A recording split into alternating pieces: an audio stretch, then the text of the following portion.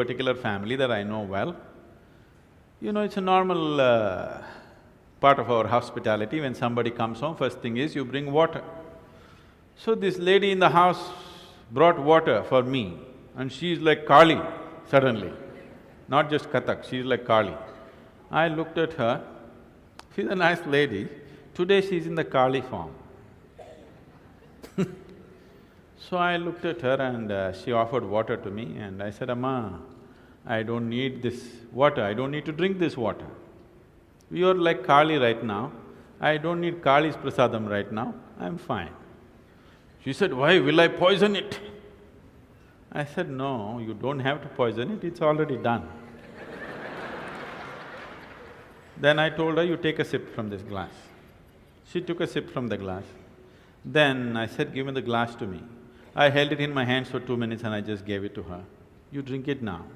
She drank one sip and burst into tears and started crying. She said, it's sweet. I said, that's all the difference it is. Now, your body is over 70% water.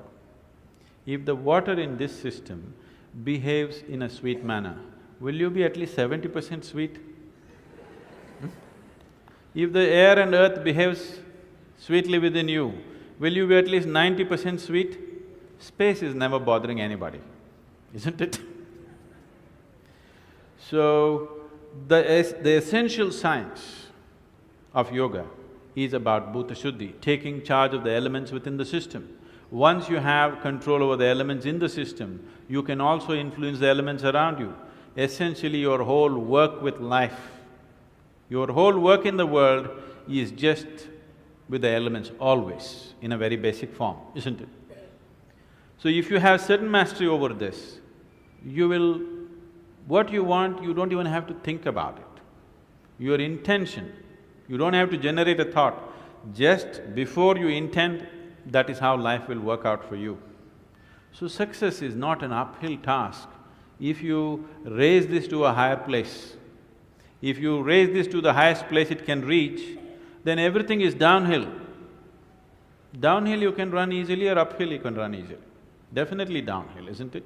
So is there any scientific evidence? There's substantial scientific evidence today about how the molecular structure of the water can be rearranged without changing the chemical structure, even with a simple thought or a touch. The problem is, your grandmother told you this, didn't she? Didn't your grandmothers tell you, you should not drink water from anybody's hand, do not take food from anybody, there is a certain way, you must receive only if they have good intentions for you? Did they tell you these things? But when your grandmother said it, the problem is if it goes from the east, it is superstition. If it comes from the west, it becomes science. That's where it is.